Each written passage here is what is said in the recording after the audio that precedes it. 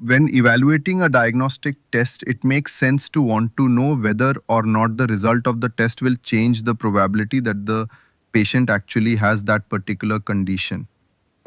If, for instance, a positive or negative test result really doesn't change the probability that a patient has a disease, it's probably a test not worth getting. So knowing all this, it brings us to our likelihood ratio. Now, the likelihood ratio for a positive test result takes the number of people with the disease who have a positive test result. This is also known as the sensitivity, and it divides this by the number of people without disease who get a positive test result, or 1 minus the specificity.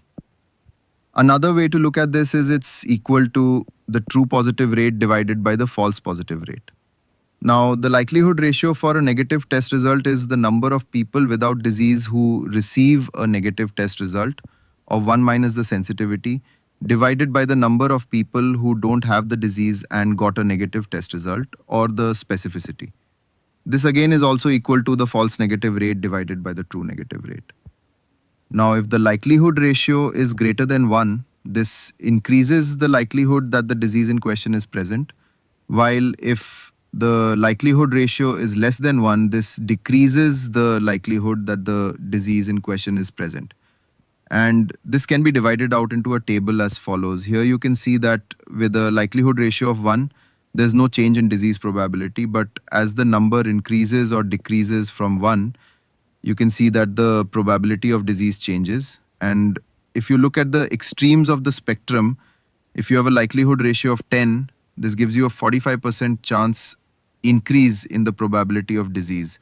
While if you have a likelihood ratio of 0.1, this decreases your chance of disease by 45%. So with all that, what do you need to know for test day? Here is an example of what I mean.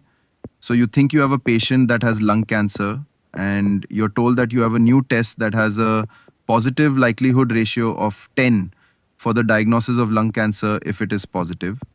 You have your patient tested and the test is sadly positive. And here the question tells you that the patient had a pre-test probability of lung cancer of 5%. And they ask, what is the new probability of lung cancer? There you go, you've got it. It's 50%. Here, as we just stated, we had a pre-test probability of 5%, and you had a positive likelihood ratio of 10 if you had a positive test. Again, this patient had a positive test result, so this results in a 45% increase in his probability of disease. Now, most physicians actually don't use this on a day-to-day basis, but it is important to know for your test as well as a part of the evidence-based approach to medicine.